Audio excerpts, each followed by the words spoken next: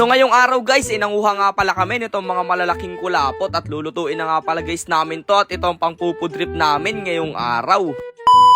So what's up guys? What's up mga kanapadaan lang? So ngayong araw nga guys, syempre panibagong adventure na naman tayo kahit medyo maulan ng panahon. Bali nga guys, ngayong araw ay nandito tayo sa malaking prinsa o pretel lang pala isdaan at napakarami nga pala guys ditong nakasingit na mga kulapot kaya kukunin guys natin.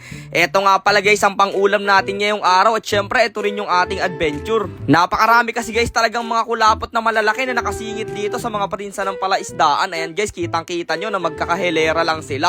Titiktikin lang guys natin sila ng gulok at makakarami na kaagad tayo dyan. Nagkalipas nga lang guys ng ilang minuto, eto na rin kaagad yung mga nakuha namin kaya nilinisan ko nga pala guys muna dito para maalis yung mga putik na nakadikit sa kanyang katawan. So bale eto na nga pala guys yung nakuha natin mga kulapot. Grabe, medyo marami rin. Kaya nga guys ang ginawa kaagad namin dito ay nagpasiga kaagad kami guys ng apoy dito at nagisa na sibuyas at bawang at ayan lulutuin na guys natin. Ang luto nga pala guys na gagawin natin dito ay parang style tinola. Sakto rin naman guys na medyo malamig yung panahon para may mahigop tayong masarap na sabaw. At eto nga pala guys yung itsura ng laman niya, medyo kulay red. Magdadagdag na rin nga pala guys tayo ng konting tubig dito at ihintay lang natin ng ilang minuto at ayan guys kumukulo na kaagad. Kaya ayun agad kami nagsandok ng kanin at syempre guys bago kami kumain ay nagdasal na rin kami kay Lord. Kaya tara guys, samahan nyo kami sa food trip namin ngayong araw. Ito nga pala guys muna lang yung adventure natin. Kita-kits na lang ulit bukas.